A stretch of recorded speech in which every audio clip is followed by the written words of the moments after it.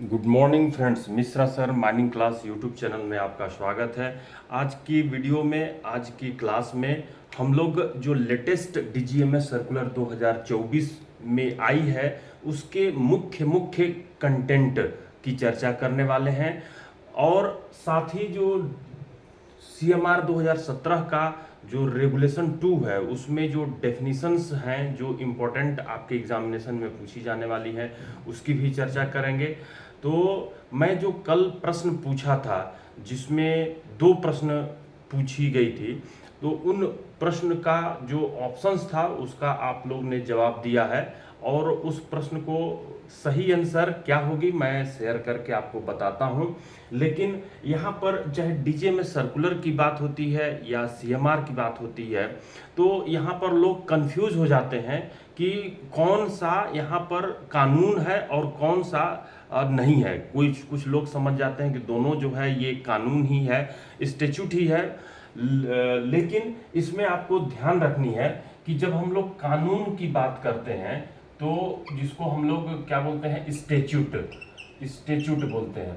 तो ये जो स्टेचूट है जिसको हम लोग जब बात करते हैं तो इसमें सबसे पहले माइंस एक्ट 1952 आता है। दूसरे नंबर पे माइंस रूल 1955 आता है। फिर तीसरे नंबर पे माइंस वोकेशनल ट्रेनिंग रूल 1966 आता है। फिर चौथे नंबर पे हम लोग को कहते हैं माइंस रेस्क्यू रूल 1985 आता है। फिर पांचवें नंबर पर हम लोग कहते हैं CEAR 2010 आता है। सेंट्रल इलेक्ट्रिसिटी अथॉरिटी रेगुलेशन 2010 आता है। फिर छठवें नंबर पे कोल माइंस रेगुलेशन 2017 आता है। इसके साथ ही जब हम लोग बात करते हैं जो भी लेजिस्लेशन की तैयारी करने वाले हैं या ओवरमैन second class first class manager की तैयारी करने वाले हैं, वो जो है इन इंस्टीट्यूट के जो इम्पोर्टेंट हैं उनका रैंकिंग आप तैयार कर लें। रैंकिंग मतलब जो प्रीवियस एग्जामिनेशन में आई हुई है। मैं यहाँ पर 7वें नंबर पे एक और इंस्टीट्यूट की बात कर लेता हूँ, GSR। तो ये 7वें नंबर पर GSR जनरल स्टैट्यूटरी रूल की बात करते हैं जो 2018 में पब्लिश हुई थी। लेकिन जब हम लोग 8वें नंबर की बात करते हैं तो ये जो है स्टैट्यूट नहीं कहलाता, ये जो है आपका सजेशन कहलाता है। लेकिन इसको जब हम लोग माइंस में फॉलो करते हैं, इम्प्लीमेंट करते हैं तो हमारी सुरक्षा इंप्रूव होती है। तो ये डीजीएमएस जो सर्कुलर है, डीजीएमएस जो सर्कुलर है इसको भी हमें लेटेस्ट जो प्रीवियस 10 ईयर के डीजीएमएस सर्कुलर होते हैं उनको ध्यान में रखनी पड़ती है। तो डीजीएमएस सर्कुलर एक स्टैट्यूट नहीं है, ये एक सजेशन है। तो यहाँ पर आपको 8वें नंबर पर ध्यान रख रहे हैं जो कि प्रीवियस 10 ईयर का आपको देखनी है। तो ये जो आप जान रहे हैं कि 1 से लेकर के 8 तक आपको अपने लेजिस्लेशन या सेकंड क्लास हो चाहे फर्स्ट क्लास हो चाहे आप ओवरमैन की तैयारी करते हैं तो उसमें पढ़नी, लेकिन आपको उसमें से इंपॉर्टेंट छांटनी होगी, रैंकिंग छांटनी होगी। तो सबसे पहले तो मैं ये जो कानून है वो कानून कैसे बनती है उसको बता देता हूँ। तो यहाँ पर आप रख सकते हैं प्रश्न के रूप में कि कानून या स्टैट्यूट कैसे बनती है, कैसे बनती है। जब इसकी बात करते हैं तो यहाँ पर सबसे पहले क्या करता है डीजीएमएस ड्राफ्ट तैयार करता है। डीजीएमएस ड्राफ्ट तैयार करता है मतलब लेखा जोखा पूरा तैयार करता है। जैसे आपको 8 घंटे की ड्यूटी के दौरान कितना रेस्ट पीरियड की जरूरत होती है तो वो जो है डीजीएमएस डिफाइन करके अपने में लिखता है। फिर इसी तरह से कई वर्क या मशीनरी का जो ऑपरेशन होता है उसका वो ड्राफ्ट तैयार करता है। फिर इसको दूसरे पॉइंट पे आपको ध्यान रखना है कि जो माइंस एक्ट 1952 का जो कमिटी है उस कमिटी के पास जो है भेजी जाती है। माइंस एक्ट जो सेक्शन 12 में है तो इसकी जो है इस कमिटी में पक्ष और विपक्ष के बीच में चर्चा होता है कि ये जो मैं एग्जांपल दिया कि आधे घंटे का रेस्ट होना चाहिए या 1 घंटे का रेस्ट होना चाहिए, सोना चाहिए कि नहीं सोना चाहिए ड्यूटी में, तो इनके बीच में बहस होती है पक्ष और विपक्ष में, जिसमें जो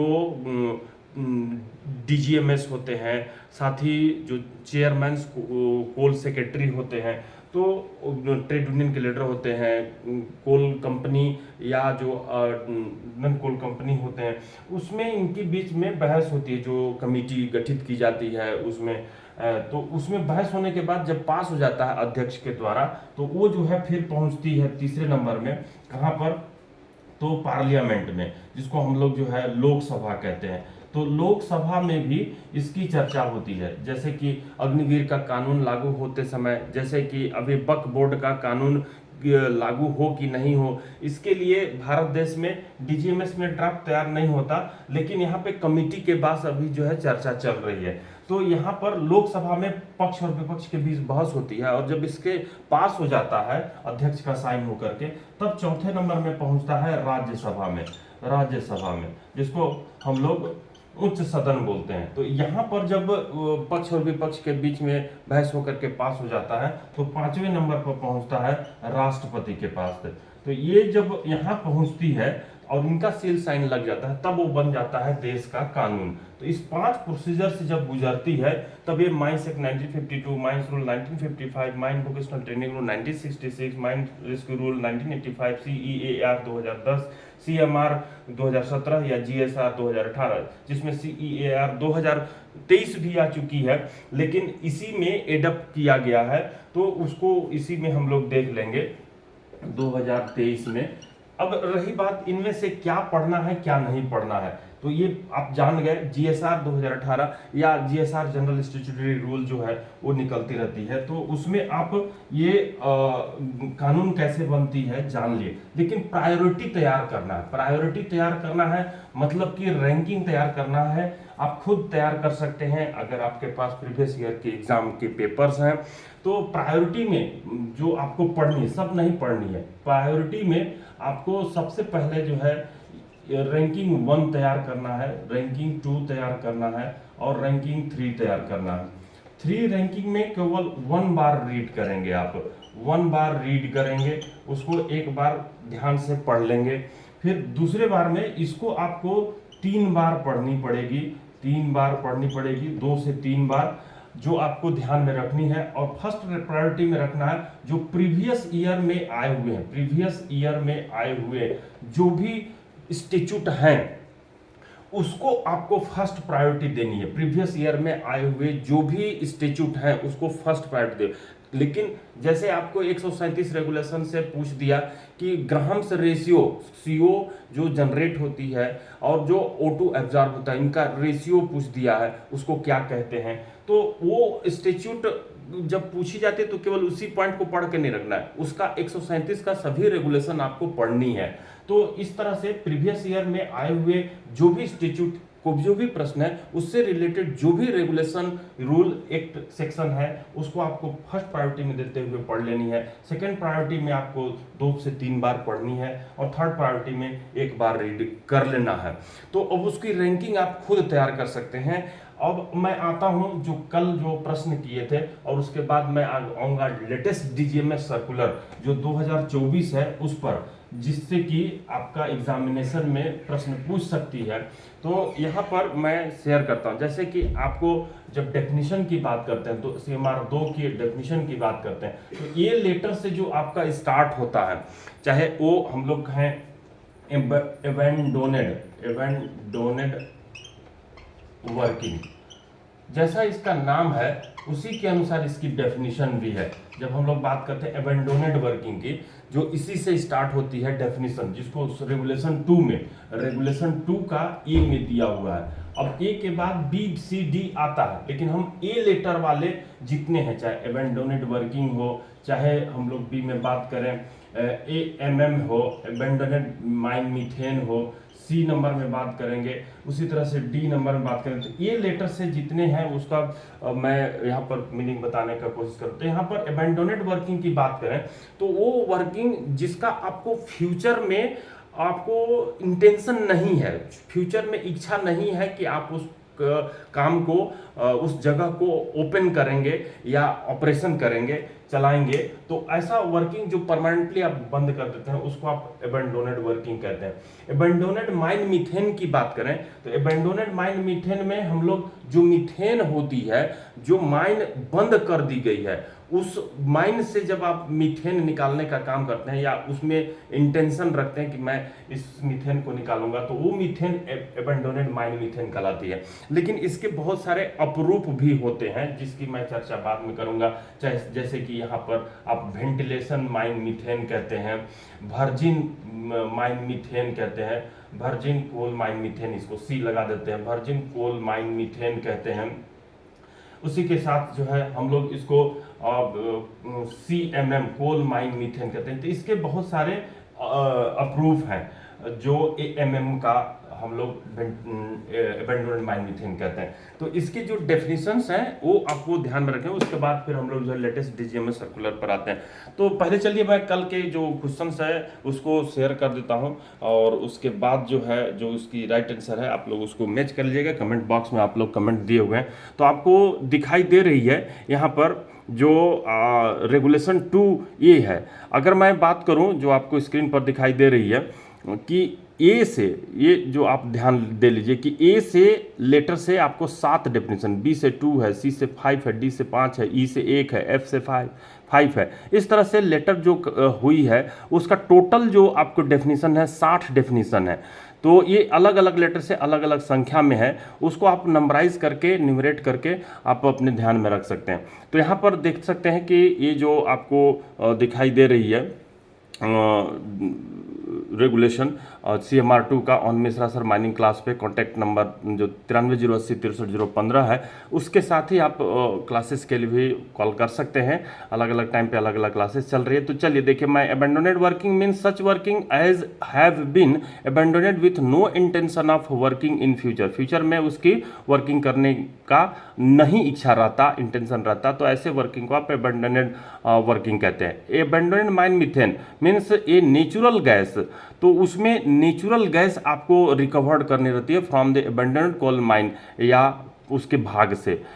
एक्ट में मीन्स द माइंस एक्ट 1952 जो 35 जो सेक्शन है उसमें इस बात की दी गई है।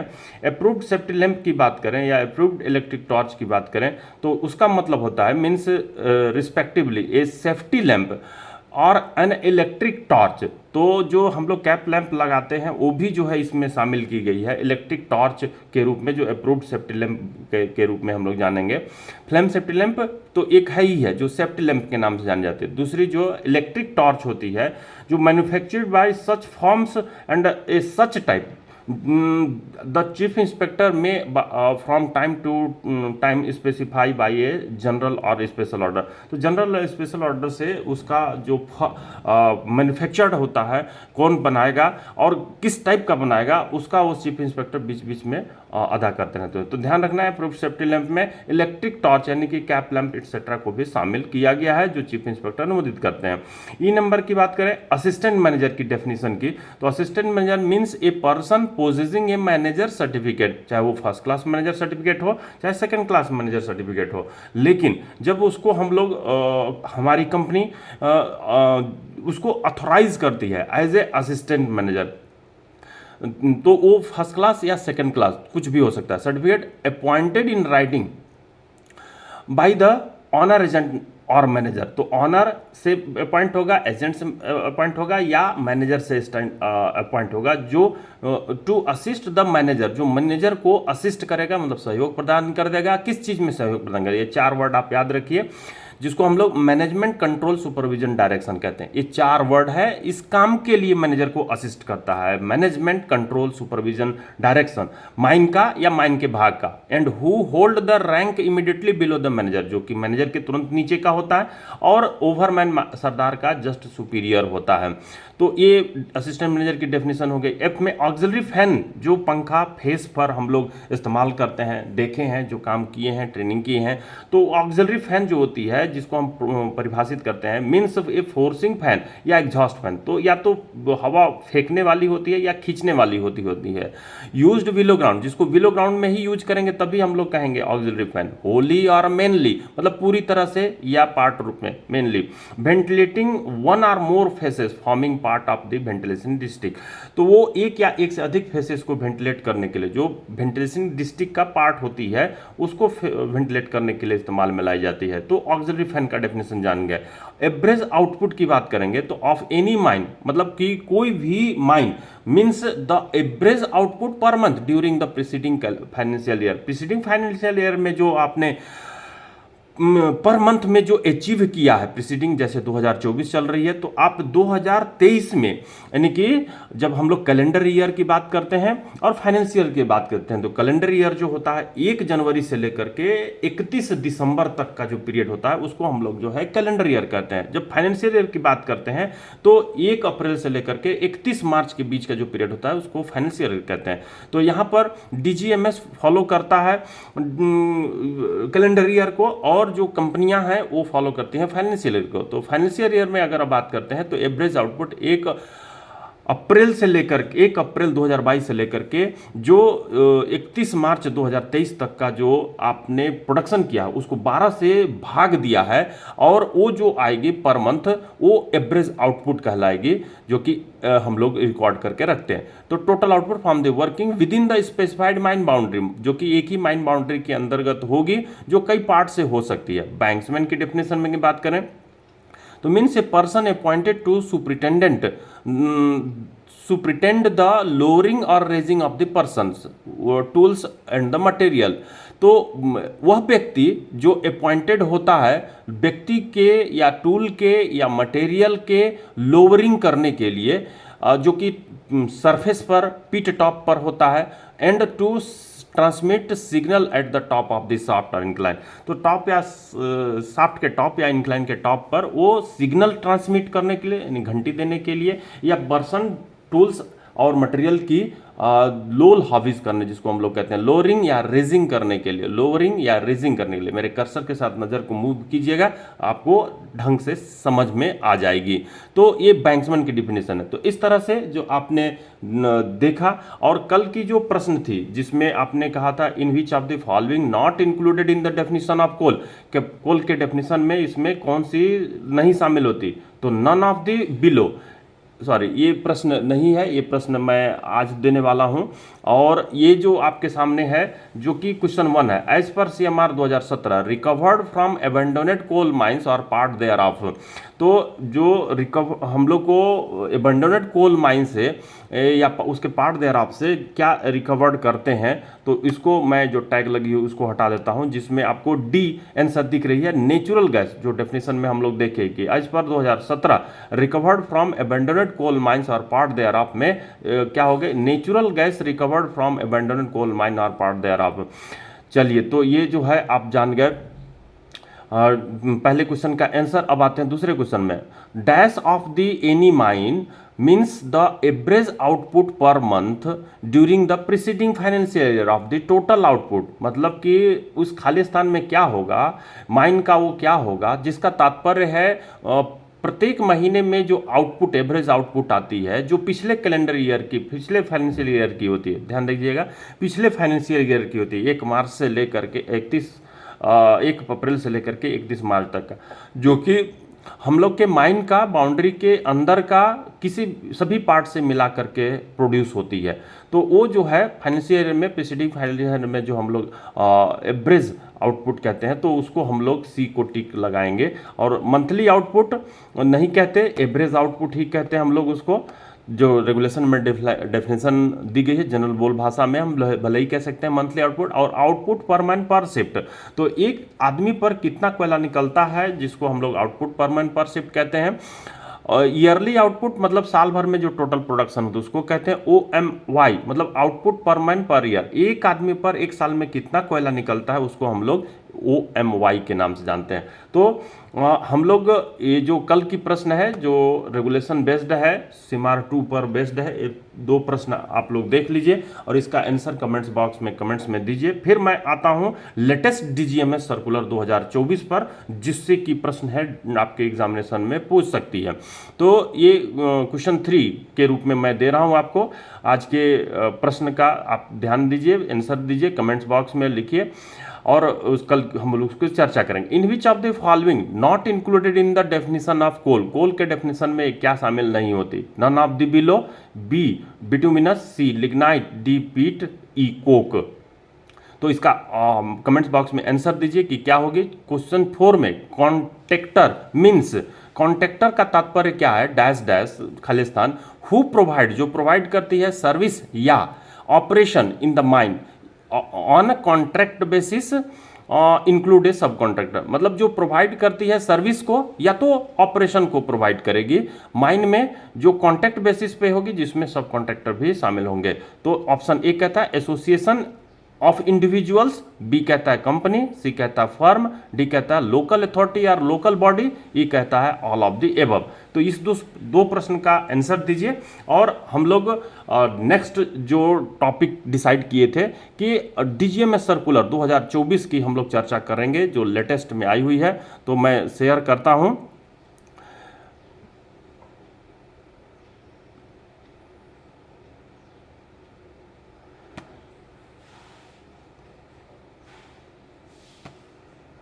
तो ये देखिए आपके सामने दिखाई दे रही है,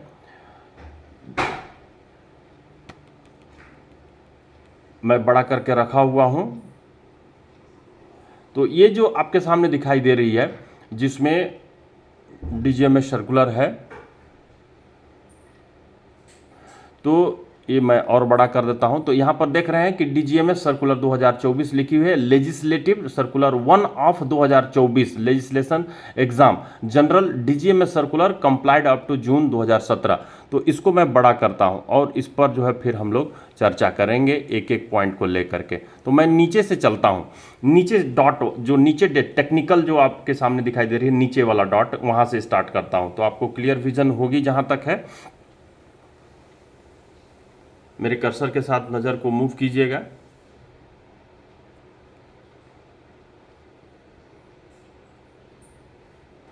तो ये मैं नीचे वाले डॉट, मेरे कर्सर के साथ नज़र को मूव कीजिएगा। क्या कहा है?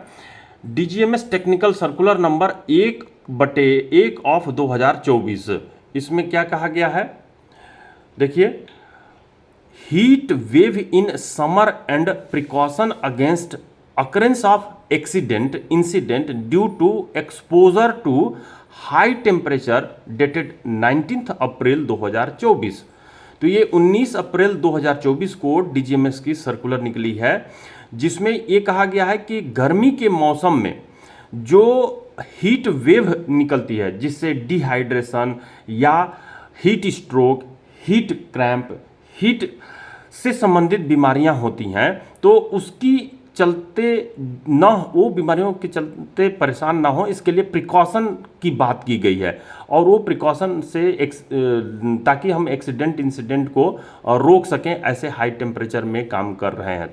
तो इस पर हम लोग चर्चा करेंगे। दूसरा डॉट है DGMS सर्कुलर नंबर 2 ऑफ 2024, 2024 का जो सर्कुलर 2024 है, precaution against danger of inundation in mines, mines में बाढ़ के अगेंस्ट में, जिसकी हम लोग रेगुलेशन 149 और रेगुलेशन 150 में चर्चा करते हैं। रेगुलेशन 149 की बात करें तो सरफेस प्रिकॉशन अगेंस्ट वाटर की बात करते हैं, और जब हम लोग 150 की बात करते हैं तो अंडरग्राउंड प्रिकॉशंस, अंडरग्राउंड में पानी के प्रति बाढ़ से हम लोग सावधानियों की बात करते हैं। तो ये जो है 20 मई 2024 को निकली हुई है। और जब DGMS technical circular Soma circular number 3 dated 21/8/2024, 21 अगस्त 2024 को निकली हुई है। तो ये आपके सामने दिख रही है कि अगस्त महीना लगभग कंप्लीट हुआ है और ये सितंबर महीना आई हुई है। तो ये लेटेस्ट आपके सामने दिख रही है। Ensuring safety in open cast coal mines, preventing accident involving wheeled trackless transportation machinery. तो ये जो व्हील्ड ट्रैकलेस ट्रांसपोर्टेशन मशीनरी होती है चक्के पर या जो कि ट्रैकलेस होती है, जैसे क्राउलर माउंटेड मशीन होती है। ट्रैकलेस मतलब कि जो क्राउलर माउंटेड नहीं होती है, चक्के पर चलने वाली जो होती है, उनसे जो एक्सीडेंट होता है ओपन कास्ट माइन में, उसको रोकने के लिए सुनिश्चित करना है। तो ये 21/8/2024 वाले सर्कुलर को हम लोग देखेंगे। फिर देखिए 21/8/2024 को ही निकली हुई है डीजीएमएस का ओवरहेड टेक्निकल सर्कुलर जो अपना नंबर 4 है। इसमें कही गई है acceptance of digital radiography in statutory medical examination of mine employee conducted under mine rules 29F of 1955। तो जैसा मैं दूसरे नंबर पर कहा था कि जो माइंस रूल 1955 है, उस 1955 में जो 29F रूल है उसके तहत जो काम कर रहे एम्प्लॉय होते हैं उनका मेडिकल एग्जामिनेशन ली जानी चाहिए, जो हर 5 साल में पहले थी, जिसको अब कह दिया गया है कि हर 3 साल में की जानी चाहिए। लेकिन यहाँ पर डिजिटल रेडियोग्राफी की जब बात की जाती है तो उसके एक्सेप्टेंस के संबंध में 21 अगस्त 2024 को ये लेटेस्ट डीजीएमएस सर्कुलर है, उसकी हम लोग चर्चा करेंगे।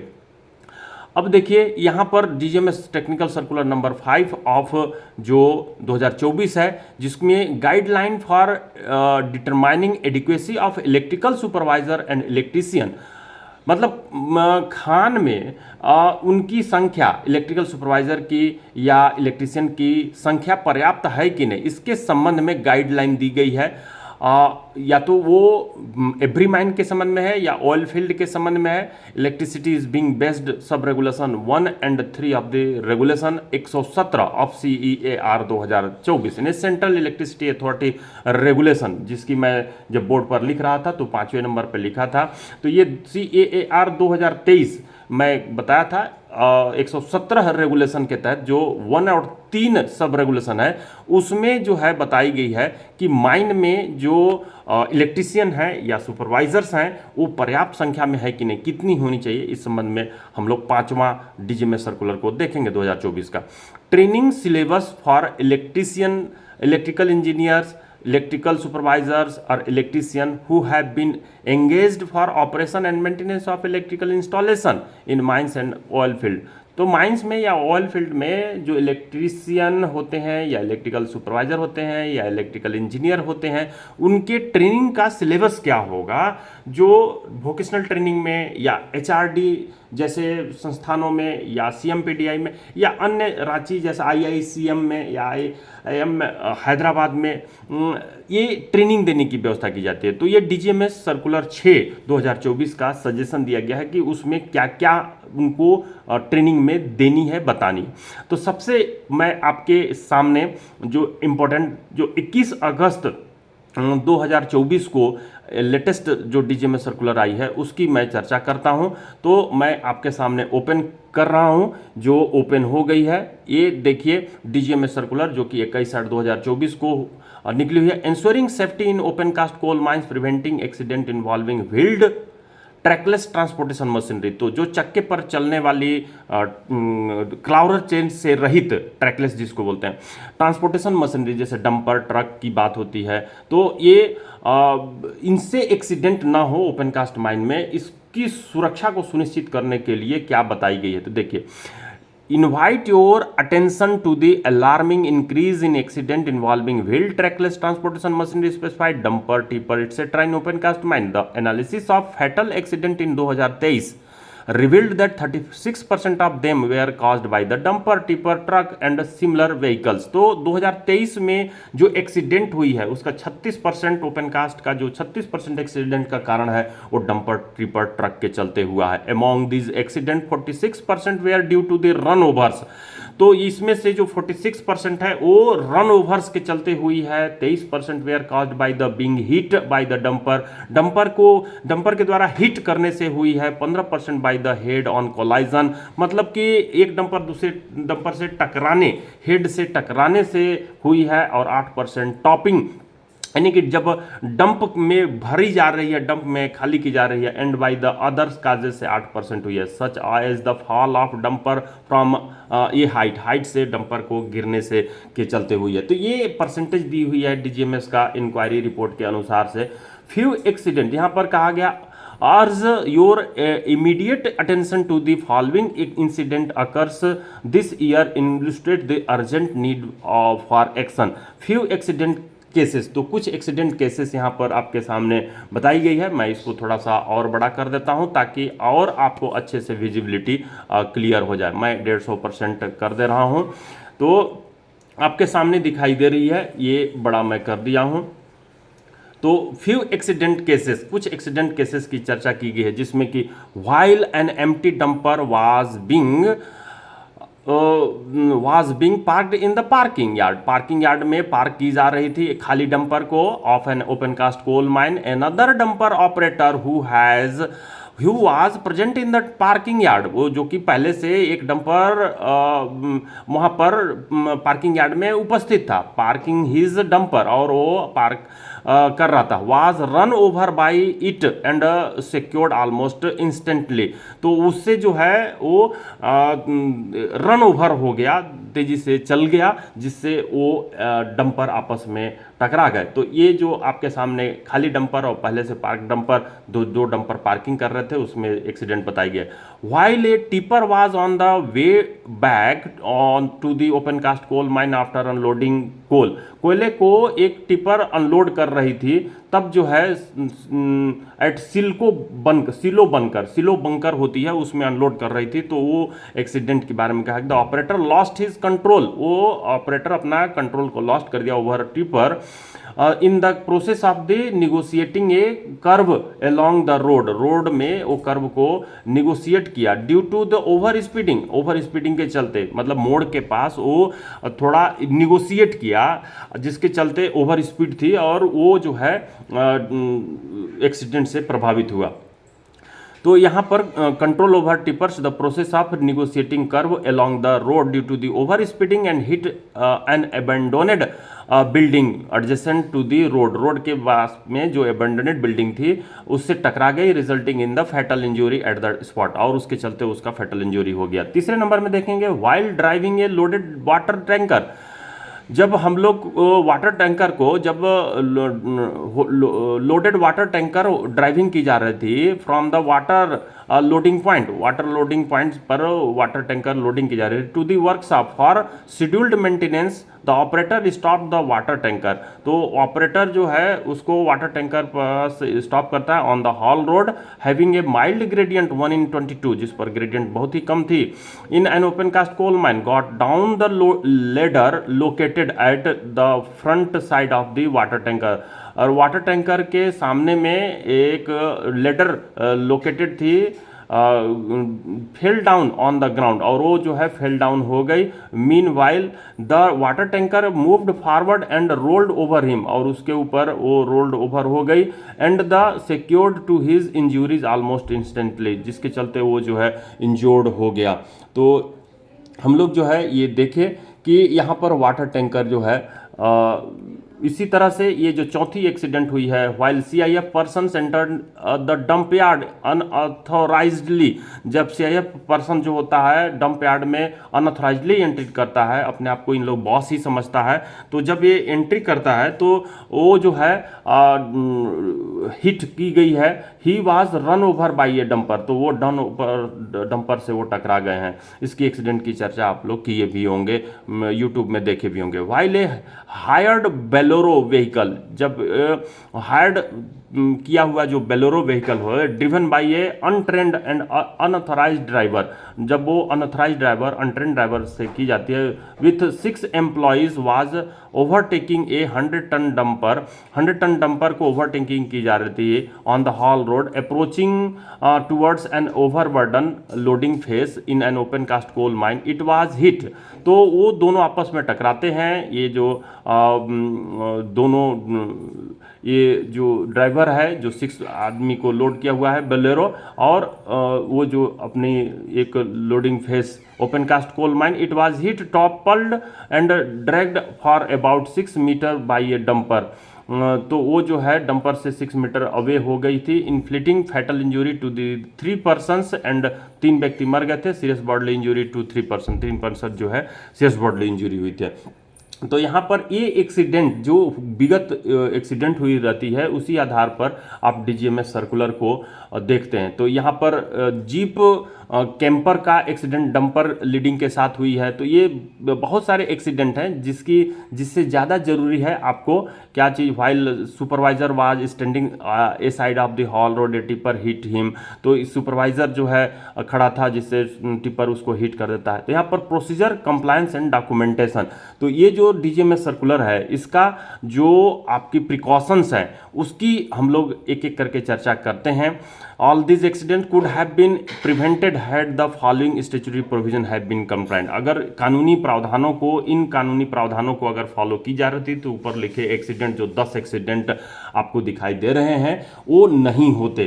तो ये 21 अगस्त 2024 जो लेटेस्ट है, सबसे लेटेस्ट है, उस सर्कुलर में आप डीजीएमएस सर्कुलर में इसको शामिल की गई है। देखिए पहला क्या कहता है, if the dumper operator had followed the safe operating procedure framed for the operation given Audible warning signal while parking the dumper in the parking yard as required under the regulation 63G of the coal mines regulation 2017। तो पहला चीज तो ये याद रखिए 63 जो regulation है उसके जी नंबर में 63 रेगुलेशन जो डंपर ऑपरेटर की ड्यूटी दी हुई है। तो डंपर ऑपरेटर की ड्यूटी में जब वो पार्किंग करता है, जब भी आप किसी जंक्शन को पार करते हैं, कॉर्नर के पास से गुजरते हैं, कॉर्नर में भड़ी नहीं मोड़ना हो, कॉर्नर के पास से गुजरते हैं, तो आपको उसमें क्या करनी है, हॉर्न देना है। तो यहाँ पे हॉर्न संकेत नहीं देने के चलते वो दोनों डंपर हिट कर जाते हैं। तो यहाँ 63G का उल्लंघन हुआ है, उसको अच्छे से पालन करना है, 63 ड्यूटीज ऑफ डंपर ऑपरेटर। दूसरा नंबर में देखिए, if the parking brake had been applied, अगर पार्किंग ब्रेक ऑपरेटर द्वारा अप्लाइड कर जाती है while getting down from the tipper as per the SOP issued for tipper operation under regulation 110 of the coal mines regulation 2017।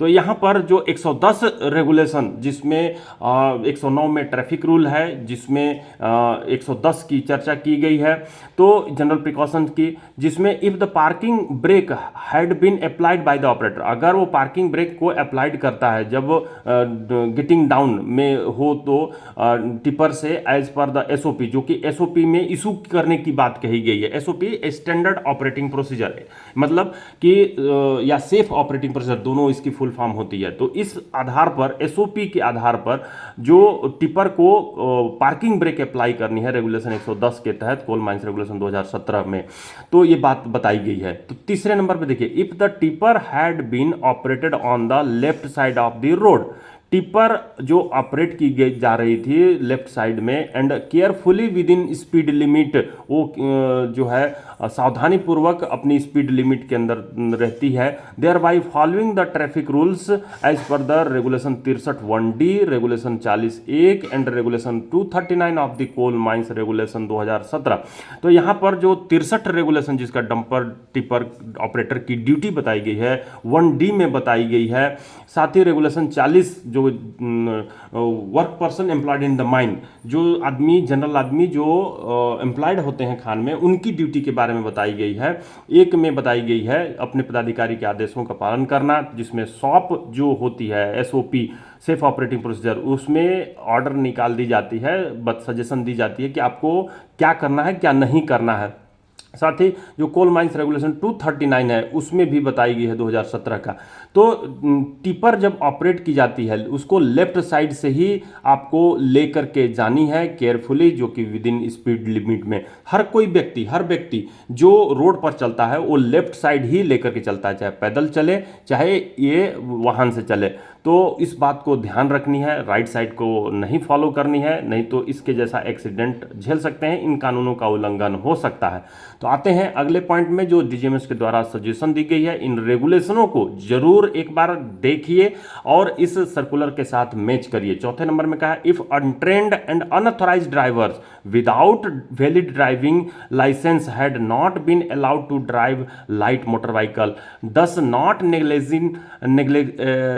negligently endangering the life of the person riding them as required under regulation 239, read with the regulation 41 131 and regulation 1091 of the coal mines regulation 2017 read with the traffic rules issued by the manager.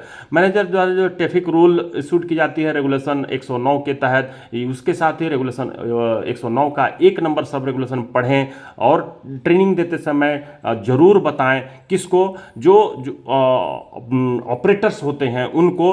वैसे इसमें कही गई है कि जो बिना driving licence वाले किसी भी ऑपरेटर को ड्राइविंग नहीं करने दी जाए। 40 का 1 में जो अपने से ऊपर के पदाधिकारी का जो चर्चा की है कि अपने को फॉलो करना है, उनके आदेशों को फॉलो करना है, तो वो आदेश को फॉलो नहीं किया, एसओपी का फॉलो नहीं किया।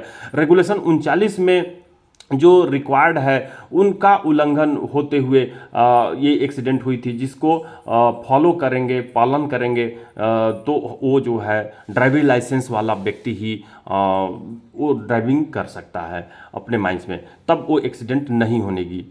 5वें नंबर में if authorisation had been issued by the manager to the drivers operating light motor vehicles in the mine as required under regulation 35(5) of the coal mines regulation 2017। तो regulation 35(5) में जो कोल mines regulation 2017 का है, उसमें authorisation manager द्वारा driver को issue की जाती है लाइट मोटर व्हीकल्स के लिए, ये 35(5) का फॉलो होनी चाहिए। 6वें number, if the provisions of the fail safe brake and had been ensured before deploying the tipper into operation. तो यहाँ पर टिपर को ऑपरेशन में लाने से पहले ये सुनिश्चित करना होगा कि फेल सेफ ब्रेक का उसमें लगा है या नहीं है, फेल सेफ ब्रेक का प्रोविजन है कि नहीं है, लगा हुआ है कि नहीं। As per gazette notification GSR 987E, जो कि 987E की जो गजट नोटिफिकेशन GSR, जैसे मैं पहले चर्चा किया था कि 7वां नंबर जो कानून मैं आपके सामने लेके आया था बोर्ड पर, वो जनरल स्टैट्यूटरी रूल है, उसके तहत वो जो गजट नोटिफिकेशन की गई है जिसमें फेल सेफ ब्रेक का प्रोविजन है कि नहीं, तो वो देखनी है। Safety features and devices to be provided in the heavy earth moving machinery including truck tipper under regulation 216 का 2 में सेफ्टी फीचर्स की बात की गई है, उसके तहत GSR निकाला हुआ है 2017 के तहत। 7वां नंबर में देखिए क्या सजेशन दी गई है 2024 में जो ट्रक डंपर का एक्सीडेंट हुआ है। 7वें number, if a separate road had been provided for lighter motor vehicle playing on the mine as required under regulation 101 of the coal mines regulation 2017 read with clause 7 of the gazette notification number GSR 976E dated the 1 October 2018 on condition for haul roads under regulation 101 of the coal mines regulation 2017। तो कोल mines regulation 2017 का regulation 101 में ये बात बताई गई है, जो कि कैसी होनी चाहिए हॉल रोड, कितना चौड़ा होना चाहिए, कितना होना चाहिए, इसकी वीडियो अपलोडेड है। उसमें condition of the haul road के आधार पर मैनेजर उसका तैयार रोड का डायमेंशन तैयार करता है, जिसमें 976E में ये सभी बातें दी गई है। तो 101 में जो डंपर का बताया गया है, तो इसमें आप क्लॉज 7 को अगर आप पढ़ते हैं GSR 976E का, तो उसको फॉलो करनी होगी। और उसके लिए मोटर व्हीकल का, लाइट मोटर व्हीकल का, LMV का सेपरेट रोड बनाई जानी चाहिए। 8वां नंबर में, if the dumper had been provided with suitable blind spot mirrors. तो डंपर में अगर जो ब्लाइंड स्पॉट मिरर, आप देखते होंगे कि डंपर में जो किनारे में क्या होता है, सबसे किनारे में लगा होता है RVM, रियर व्यू मिरर जिसको बोलते हैं। तो वो जो किनारे में रहती है, वो अगर प्रोवाइडेड है तो उसके साथ वो देख करके जो पीछे ब्लाइंड स्पॉट जगह होती है जहां पर ड्राइवर को जनरली नहीं दिखाई देता है, उन जगहों को वो देख करके अपना जो स्पीड है, कंट्रोलिंग है, वो ढंग से करता है और उसके बाद वो एक्सीडेंट को प्रिवेंट कर सकता है। तो इस प्रोविजन की बात की गई है। तो यहाँ पर 987E में ही इस प्रोविजन की बात की गई है, तो इसको आप देख सकते हैं। और इसी चीज की कही गई, if the dumper had been provided with suitable blind spot mirrors और कैमरास, जो RVC भी बोलता हूं मैं इसको, रियर व्यू कैमरा भी बोलता हूं, to cover all blind areas and the proper proximity warning system to warn the operator and an anti collision device have been provided. तो एंटी कोलाइजन डिवाइस भी साथ में प्रोवाइड करने की बात की गई है। तो यहाँ 2 सेफ्टी फीचर्स की बात किया गया है डंपर का। Anti collision device sensor based होती है, जो सामने में कोई अगर भी बॉडी कोई भी मटेरियल सामने में आती है तो सेंसर सेंस करता है और आपको इंडिकेशन देता है कि आपके ट्रक डंपर के नज़दीक में कोई मटेरियल आया है। ध्यान दीजिए, ऑडियो सिग्नल्स के द्वारा विजुअली दिखाती है, तो एंटी कोलाइजन डिवाइस उसको हम लोग बोलते हैं। और ब्लाइंड स्पॉट फिंडर मैं बोर्ड पर आकर के बताया ही। तो provided as required under regulation 216 का 2 नंबर में ये बताई गई है on the coal mines regulation 2017। Read with the gazette notification GSR 987 Dhanbad at the 1 October 2018 and safety feature and devices to be provided in the heavy earth moving machinery including truck and tipper. तो इसके अलावा 2024 के जो भी और जो suggestions हैं जो DGMS द्वारा दिए गए हैं, मैं उसको कल की वीडियो में लेकर के आता हूं।